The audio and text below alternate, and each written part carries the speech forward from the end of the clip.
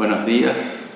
Estamos grabando este mensaje para las congregaciones de la Iglesia Bíblica del Camino de Córdoba Capital y la Iglesia Nueva Vida en Despeñaderos. El propósito es reflexionar juntos acerca de la Palabra de Dios y por el momento hacemos uso de esta herramienta por la situación especial en la que nos encontramos debido a la cuarentena por el COVID-19. Sabemos que esto no reemplaza de ninguna manera las actividades regulares, pero lo hacemos así como medida provisoria y temporal para respetar nuestros gobiernos civiles y también cuidar a nuestros hermanos en la fe. Oramos por la situación general y oramos para que Dios dé sabiduría a nuestros gobernantes y paz al país. Esta mañana voy a compartir acerca de 5 reyes, pero antes quiero leer algunos versículos del Salmo 9, un Salmo de David, donde habla de naciones y de reinos. Salmo 9, 7 dice: pero el Señor reina para siempre, desde su trono lleva a cabo el juicio, juzgará al mundo con justicia y gobernará las naciones con imparcialidad. El Señor es un refugio para los oprimidos, un lugar seguro en tiempos difíciles. Los que conocen tu nombre confían en ti, porque tú, oh Señor, no abandonas a los que te buscan. Canten alabanzas al Señor que reina en Jerusalén, cuéntenle al mundo acerca de sus inolvidables hechos, pues el vengador de los que son asesinados cuida de los indefensos, no pasa por alto el clamor de los que sufren. Señor, ten misericordia de mí, una parte del 13, y luego voy al 15. Las naciones han caído en el hoyo que cavaron para otros, sus propios pies quedaron atrapados en la trampa que tendieron. Al Señor lo conocen por su justicia, los malvados son presos de sus propias acciones. Los malvados descenderán a la tumba. Este es el destino de las naciones que se olvidan de Dios. Pero aquellos que pasen necesidad no quedarán olvidados para siempre. Las esperanzas del pobre no siempre serán aplastadas. Levántate, oh Señor, no permitas que simples mortales te desafíen. Juzga a las naciones, haz que tiemblen de miedo, oh Señor, que las naciones sepan que no son más que seres humanos. Este es un salmo de David, el Salmo 9. Y yo les dije que quería hablar de 5 reyes. Y digo reyes por nombrarlos de alguna manera. Podemos ponerles otros títulos, son emperadores, son gobernantes, son poderosos. Vamos a generalizar y durante la conversación de hoy los vamos a llamar reyes a estas 5 personas. Les puse un adjetivo calificativo al lado de cada uno de sus nombres. Nabucodonosor, el arrepentido; Herodes, el consumido; Pilato, el enseñado; Cristo, el resucitado; y un 5.º rey, el que no se da por aludido. Vamos con el rey número 1, Nabucodonosor, aproximadamente en el 600 antes de Cristo. Era rey de Babilonia, era emperador, él era gobernante de un imperio, de una potencia mundial. Él conquistó todo lo que estaba a su alcance. Él tenía un gran poderío militar y económico. La Biblia nos enseña que él fue una herramienta elegida por Dios para disciplinar al pueblo de Israel y también para castigar a otras naciones paganas. Pero el problema de Nabucodonosor fue que se olvidó que él fue elegido como una herramienta y su soberbia comenzó a crecer. Él tuvo advertencias de su soberbia a través de sueños que él tuvo, a través de personas que le hablaron de parte de Dios. Y él tuvo advertencias. Pero una de las últimas advertencias está en Daniel 4:27, en donde se le dice que se arrepienta de sus pecados y sea compasivo con los necesitados. De lo contrario, Dios le castigaría. Nabucodonosor no se va a arrepentir. Y luego en Daniel 4:29-37 vamos a ver cómo es su caída.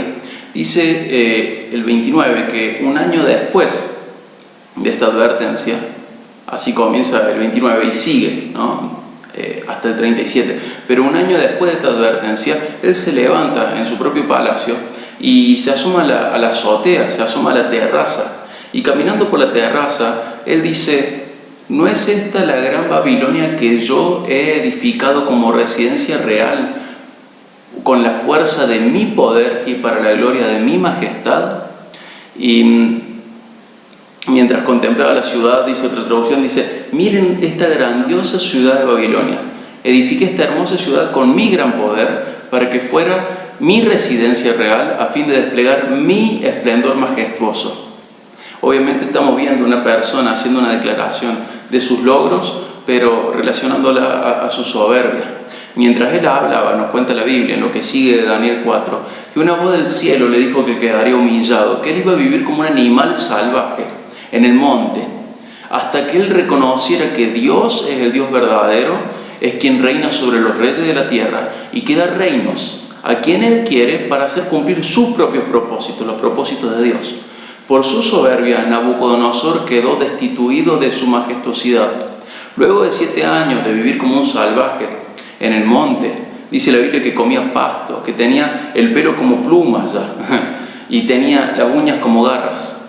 Luego de 7 años de vivir así como un animal salvaje, Nabucodonosor se arrepintió. Y dice el versículo 34 de Daniel 4, que él se arrepintió al mirar el cielo y reconoció el Altísimo. ¿Por qué Altísimo? Porque era superior a todo lo demás. Y lo glorificó y dijo que él vive para siempre y que su dominio es un dominio eterno. Y en el 4.35 de Daniel, lo voy a leer, al 4.35 de Daniel, dice así: todos los habitantes de la tierra son considerados como nada, pero él actúa conforme a su voluntad en el ejército del cielo y entre los habitantes de la tierra. Nadie puede detener su mano ni decirle: ¿qué has hecho? Y dice la Biblia que en ese momento él recobró su razón, que le fue devuelta su majestad, su esplendor. Y él termina esta parte diciendo que Dios puede humillar a los que caminan con soberbia. Y es lo que había sucedido con él. En otra traducción dice así el 4.35, que el dominio desde el 34, el dominio de Dios es perpetuo, eterno es su reino. Todos los hombres de la tierra no son nada comparados con él. Él hace lo que quiere entre los ángeles del cielo y entre la gente de la tierra, y nadie puede detenerlo ni decirle: ¿por qué haces estas cosas? Y termina también esta parte diciéndole: es capaz de humillar al soberbio. Y vemos el primer rey, un rey soberbio, castigado por su soberbia, pero un rey arrepentido. Nabucodonosor, el rey arrepentido, es el rey número 1, del que te quiero hablar hoy. El rey número 2 es Herodes Agripa. Más o menos vamos a situarnos en el 44 después de Cristo. Herodes Agripa es el nieto de Herodes el Grande. Es el nieto de aquel rey que mandó matar todos los niños que eran menores de 2 años cuando Jesús nació. En Hechos 12, más o menos 10 años después de que Jesús resucitó, de que fue crucificado, sepultado y resucitado, más o menos 10 años después de eso, dice la Biblia en Hechos 12:2 que él hizo decapitar a Santiago, el hermano de Juan, Santiago, uno de los Boanerges, apóstol de Jesucristo. En el 12:3 dice que, en Hechos 12:3 dice que al ver que la gente estaba contenta, estaba alegre por esto que había hecho con Santiago, Herodes Agripa manda a encarcelar a Pedro. Y no solo decapita a Santiago, sino que también encarcela a Pedro. Y él hacía todo esto con los fines de elevar su imagen pública. Dice la Biblia que Pedro quedó custodiado por 16 soldados. En turnos, 2 soldados se encadenaban a él y otros 2 soldados velaban en la puerta. Y así 16 soldados hacían este trabajo. Dios libera a Pedro, pero nadie sabe, nadie puede explicarse. Nosotros sí, porque somos cristianos y leemos la Biblia, vemos que es una liberación milagrosa. Pero a nivel militar, a nivel de Herodes, a nivel pagano, terrenal, nadie sabe cómo Pedro salió de ahí. Entonces, como ninguno de estos 16 soldados pudieron dar razones o motivos o explicar la situación, fueron ejecutados después de esto. Y esto fue una muestra de crueldad y de soberbia de Herodes Agripa. Herodes Agripa era muy cruel. Los gobernadores de otros 2 países, nos sigue relatando la Biblia, de 2 regiones, estaban enojados con él y lograron conseguir una cita con Herodes Agripa. Hechos 12:21 es lo que nos relata esta situación. En Hechos 12:21 dice la Biblia que Herodes Agripa se puso las mejores vestiduras, sus mejores vestiduras, las vestiduras reales, y él dio un gran discurso. Flavio Josefo, un historiador del siglo I, dice que tenía una capa plateada, que vestía una túnica tejida con hilo de plata, que reflejaba los rayos del sol. Dice que era algo extraordinario al verlo, que llamaba la atención a cualquiera, y llamó la atención a todos los presentes, tanto por su ropa como por su discurso. Y él disfrutó de asombrar a todo el público que estaba presente. ¿A través de qué los asombró? A través de su propia majestuosidad, de sus ropas, de su dialéctica. En el 12:22 de Hechos dice que la gente alabó el discurso, pero la multitud no solo alabó el discurso, sino que dijeron que habían escuchado hablar no a un humano, sino que al escuchar a Herodes habían escuchado hablar a un Dios. Literalmente la Biblia dice así en Hechos 12:22, no hemos escuchado hablar a un hombre, hemos escuchado hablar a un Dios. Y la multitud se apasiona con Herodes, le aplaude, vitorea, se vuelve loca por Herodes y alaba a Herodes como si fuera un Dios, y Herodes lo disfruta y no hace nada al respecto. Entonces en Hechos 12:23 dice que como Herodes no dirigió esa gloria a Dios, sino que Herodes la acaparó para sí y se dejó alabar como si él fuera un Dios. Y dice la Biblia que Dios, el Dios verdadero, lo castigó, y Herodes Agripa murió comido por gusanos. Este es un rey que no reconoció su humanidad, no reconoció su fragilidad, sino que se dejó alabar como si fuera un Dios, sin darle gloria al verdadero Dios, y recibió el castigo que merecía por no glorificar a Dios. Si te interesa estudiar al respecto, lee Romanos 1 y vas a ver lo que pasa con la gente que no da gracias y no glorifica a Dios. También la Biblia dice en otros lugares que Dios es celoso de su gloria y no se la quiere compartir con nadie.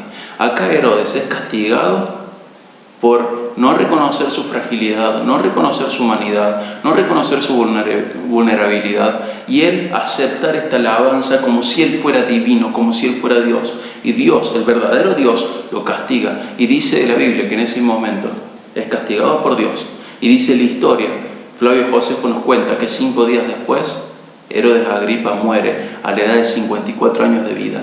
Entonces, este otro rey, segundo rey, Herodes Agripa, el rey consumido, el rey castigado. Otro rey, el rey enseñado, el que tenía mucho por aprender. Ahora nos vamos a situar alrededor del 30 después de Cristo. Vamos a hablar de Pilato, de Poncio Pilato. Poncio Pilato técnicamente no es rey, es procurador de Judea. Sin embargo, le vamos a decir rey por lo que decíamos al principio. 5 reyes de los cuales tenemos que aprender y ver algunas situaciones, algunas semejanzas, algunas advertencias que van a bendecir nuestra vida al verlas. Le decimos rey, pero solamente por una cuestión de practicidad. Poncio Pilato, era técnicamente el procurador de Judea, no era un rey. Sin embargo, era una persona muy poderosa. En una carta de Agripa I, o de Herodes Agripa, el que acabamos de mencionar, citada por Filón, habla de Pilato y presenta a Pilato como un hombre de carácter inflexible, implacable, obstinado, violento, cruel, con un gobierno atroz y con numerosas ejecuciones sin juicio previo. O sea que Herodes, si a usted le interesa, puede estudiar la historia de Herodes y va a ver que ninguno de los Herodes han sido gente muy bondadosa, sino que han sido personas malas, han sido personas peligrosas, han sido personas crueles. Pero uno de estos Herodes Agripa I, del que acabamos de leer, cuando menciona a Pilato, dice que Pilato es cruel, que Pilato es violento, que su carácter es inflexible, que es implacable, que es obstinado, que es cruel y que ejecuta casi a mansalva a la gente, sin juicio. Él hace numerosas ejecuciones. Y es una persona con muchísimo poder. Es el representante de Roma en Judea. La Biblia nos cuenta en Juan 19, 9 al 11, que hay un encuentro entre Jesús y Pilato. Este encuentro es luego de que Jesús fue arrestado. Este encuentro es previo a que Jesús sea crucificado. Y la Biblia en Juan 19, 9 al 11 nos relata este diálogo entre Jesús y Pilato. Pilato increpó a Jesús. ¿Cómo se atrevía Jesús a no contestarle? Pilato increpa a Jesús. ¿Qué? ¿A mí no me vas a hablar? ¿No me vas a contestar a mí? ¿No sabes quién soy? ¿No sabes que yo soy el que tiene potestad para soltarte y matarte? Ese es el tono con el cual se dirige Pilato a Jesús, registrado en Juan 19.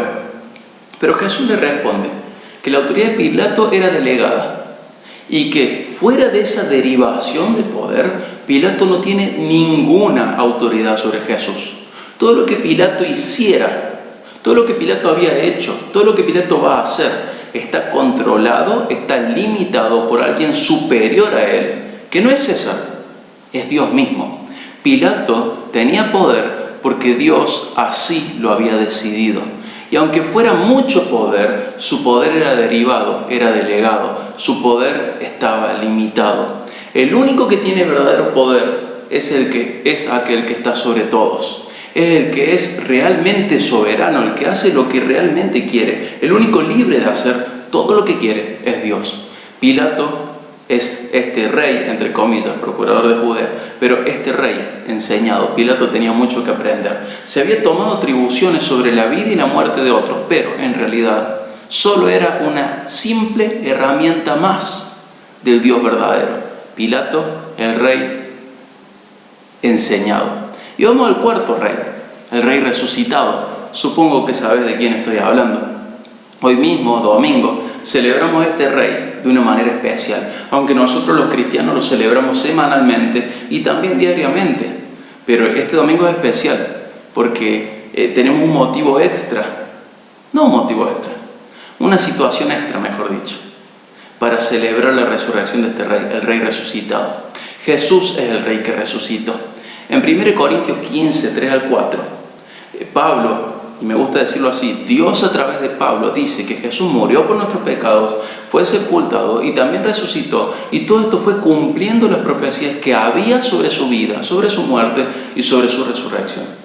Hubo en el pasado muchas sombras de su obra, muchas prefiguraciones, pero hoy podemos prestar especial atención a la primer Pascua. Pascua significa pasar por alto. Hace 3500 años, Dios liberó a Israel de Egipto. En torno a eso, en ese contexto, se da la primer Pascua. Al mismo tiempo que Dios va a liberar a Israel de Egipto, de la esclavitud, al mismo tiempo Dios va a ejecutar su juicio sobre todos los que no habían seguido unas instrucciones muy claras de parte de Él. Cada familia debía matar un cordero, pintar los marcos de su puerta, los dinteles, con la sangre de ese cordero, y prepararse para salir de Egipto dejando atrás la esclavitud. Si una familia no tenía su marco o su dintel manchado con la sangre del cordero, en esa familia Dios iba a ejecutar su juicio, un juicio de muerte. Esta debe haber sido una de las noches más horribles de la historia de la humanidad. Por un lado, tenemos un pueblo que siguió las instrucciones de Dios. Me refiero a un pueblo espiritual que siguió las instrucciones de Dios y que el juicio de Dios pasó por alto sobre ellos. Pero por otro lado, tenemos un pueblo incrédulo a Dios, que no siguió a Dios, no quiso escucharlo en el pasado de Dios, fue rebelde a Dios. Y por un lado vamos a tener expresiones de gozo, de alegría, y por el otro lado vamos a tener expresiones de llanto, de tristeza, de dolor. Y la diferencia entre estos dos pueblos, entre estos dos grupos de familias, es que unos tenían la sangre de un cordero sacrificado sobre sus marcos, sobre los marcos de sus puertas, y otros no, porque habían decidido darle espalda a Dios. Si una familia no tenía esa sangre del cordero en su marco, iba a recibir el juicio de Dios, este juicio de muerte. Pero donde estuviera esa sangre, el castigo de Dios iba a pasar por alto. Pascua significa eso, pasar por alto. Y vemos en esta situación que murieron. ¿Quiénes murieron? Murieron incrédulos y también murieron corderos. ¿Y quién sobrevivió? El pueblo de Dios, el pueblo que tuvo fe en Dios y expresó esa fe. ¿Cómo expresó esa fe? Expresó esa fe en obedecer y creer que esa obediencia era útil para ser salvos del juicio de Dios. Pascua significa eso, pasar por alto. Dios pasó por alto su juicio sobre aquellas personas que siguieron sus instrucciones. Pero hubo muertos, incrédulos por un lado y corderos por otro. Y Jesús estaba prefigurado en todos esos corderos. Él fue sacrificado como un cordero, capaz de salvarnos del juicio de Dios a todos los que creemos en Él. Solo aquellos que hemos depositado nuestra fe en Jesús y nos hemos arrepentido de nuestros pecados, de esas ofensas a Dios, de esas cosas que sí sabemos que están mal, que nuestra conciencia nos acusa que están mal, que la Biblia nos acusa que están mal. Solo aquellos que hemos puesto nuestra confianza, nuestra fe en Jesús y nos hemos arrepentido de nuestros pecados, recibimos el beneficio de que Dios pasa por alto nuestros pecados. Pero el juicio de Dios no queda neutralizado por pasar por alto sobre nuestros pecados, sobre nuestras vidas, mejor dicho, perdón. Dios satisface su justicia en Cristo, quien voluntariamente recibe el juicio de Dios por los pecados de otros. Jesús sí muere es prefigurado en los corderos de la primera Pascua, de las Pascuas que siguieron. Y ahora vemos el sacrificio del Cordero, que no cubre el pecado, sino que quita el pecado del mundo. Así lo ve Juan en Juan 1. Quita el pecado del mundo. Jesús muere. ¿Por qué muere? Porque carga con el pecado de los otros. Entonces pasa por alto el juicio de Dios, pasa sobre nuestras vidas, pasa por alto de nosotros el juicio de Dios. Pero ¿dónde cae? ¿Dónde cae el juicio de Dios? Cae en este Cordero perfecto que quita el pecado del mundo. Cae sobre Jesús, sobre Cristo. Él voluntariamente decide recibir ese juicio en lugar nuestro, en lugar mío, en lugar tuyo. Él decide recibir ese juicio. Judas, los judíos que pidieron la muerte de Jesús, los romanos que lo clavaron, todos ellos fueron simples herramientas para que el Dios Trino cumpliera con su plan de salvar a su pueblo. La justicia divina quedó satisfecha en este acto. El juicio fue ejecutado, pero Jesús no quedó muerto. Él murió, pero Él resucitó. Este es el Rey resucitado. Jesús, como lo había prometido la Biblia, resucitó. La muerte no podía retenerlo. Siglos antes, el profeta Oseas, en Oseas 13:14, anunció que Dios prometió matar a la muerte. Me encanta, me gusta muchísimo esta frase. Dios promete matar a la muerte. ¿Y cuándo va a matar a la muerte? En la resurrección de Cristo. Jesús con su muerte mató a la muerte porque resucitó. En Apocalipsis 1:18 y en Hebreos 2:14 se nos dice que ahora el único que tiene poder sobre la muerte es aquel que la conquistó. El único que tiene poder sobre la muerte es aquel que la venció, el que murió y resucitó. ¿Sabes quién es ese? Es Jesús, el Rey. Jesús, el Rey resucitado. Y hasta ahora te he hablado de 4 reyes, ¿verdad? De Nabucodonosor, el rey arrepentido, de Herodes Agripa, el rey consumido, de Pilato, el rey enseñado, de Jesús, el rey resucitado. Y ahora te quiero hablar del 5.º rey, el que falta, el rey que no se da por aludido. Nosotros ahora, en este tiempo, estamos en un periodo muy particular. A todas las causas de muerte que hemos tenido desde antes, se les agrega un virus que golpea justo la soberbia de la humanidad. Reyes que creen que tienen poder sobre la vida y la muerte, solo están expresando su soberbia. En Eclesiastés 8:8, el Eclesiastés, el predicador, muy posiblemente Salomón, un hombre muy sabio, dijo: nadie puede retener su espíritu y evitar que se marche. Nadie tiene el poder de impedir el día de su muerte. No hay forma de escapar de esa cita obligatoria, esa batalla oscura. Y al enfrentarse con la muerte, la maldad no rescatará al malvado. ¿Qué está diciendo Eclesiastés 8:8? Está diciendo que nadie puede impedir morir, ni tampoco puede elegir qué día morir. Eso está en potestad del Rey resucitado. ¿Podemos elegir nuestra manera de vivir nuestra calidad de vida? Muy probablemente sí, yo creo que sí. Pero Jesús nos deja muy claro que el que tiene la potestad sobre la vida y sobre la muerte es Él. Él la conquistó, Él la venció y ahora Él tiene el poder sobre la muerte.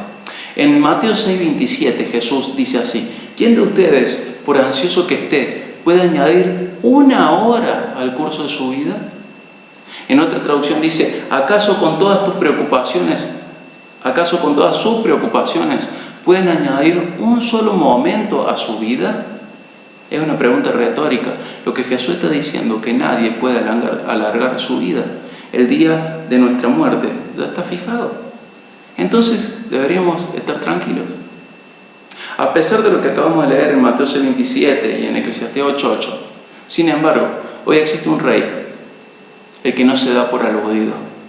Y no es un rey, son millones de reyes. Vos, rey, a vos te hablo.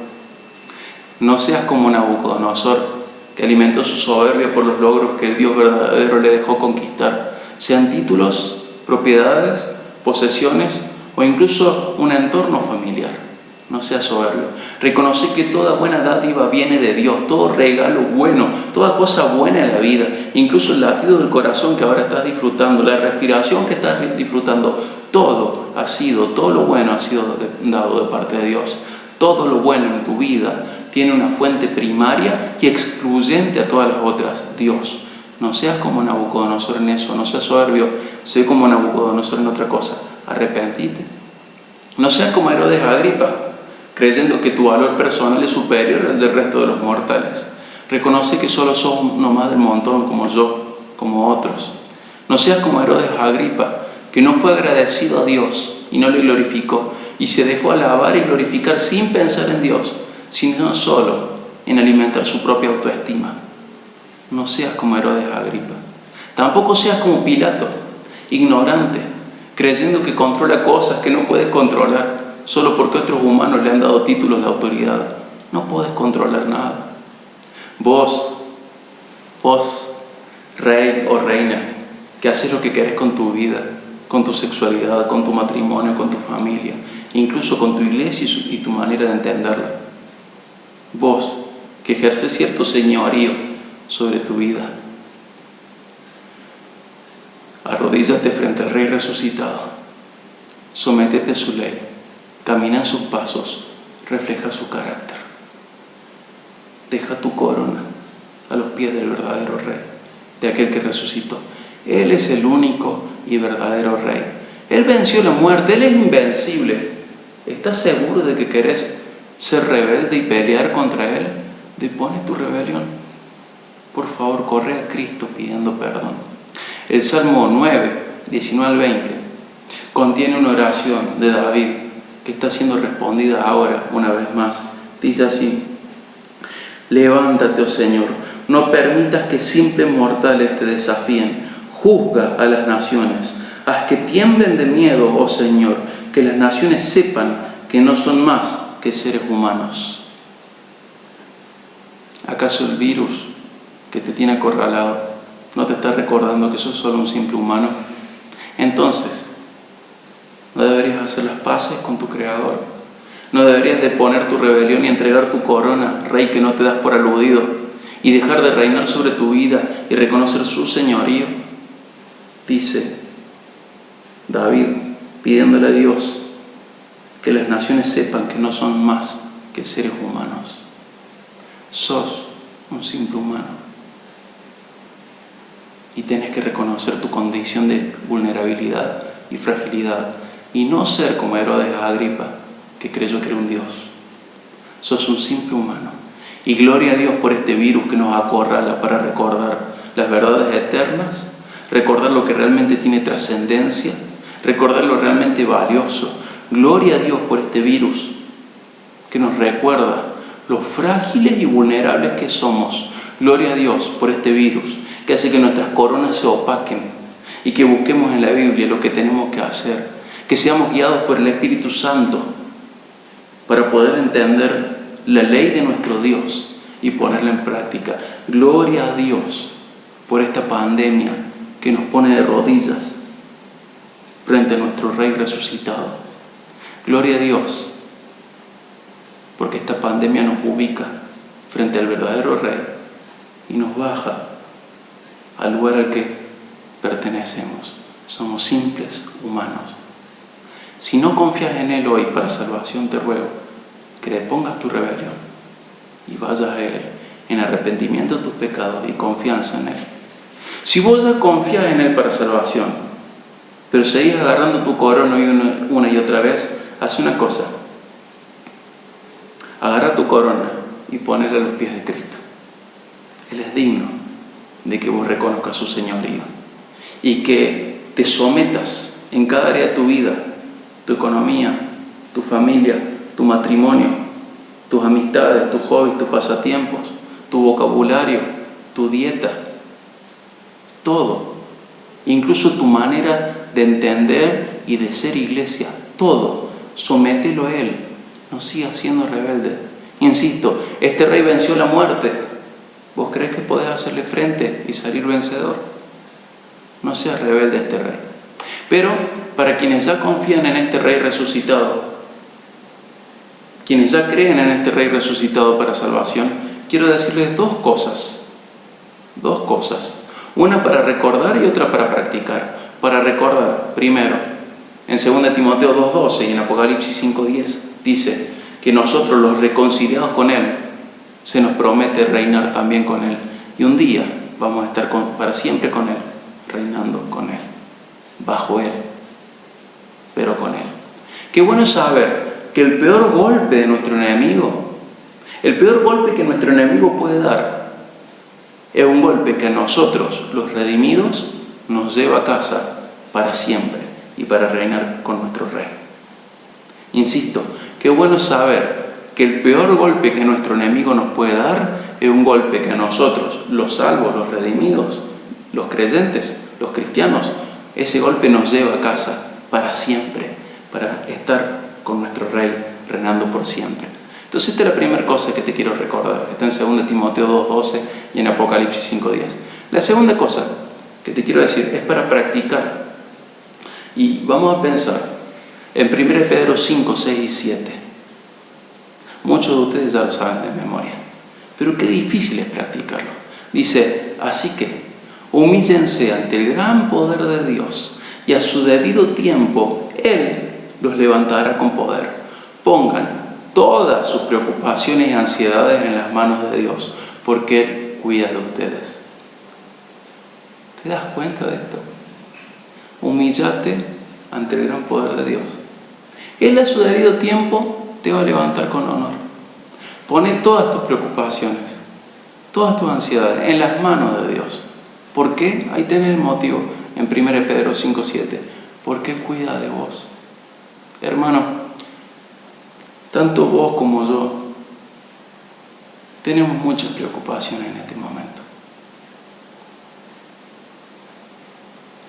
La salud y la economía son solo dos de ellas. Y el Señor las conoce y las sabe. ¿Y qué nos dice?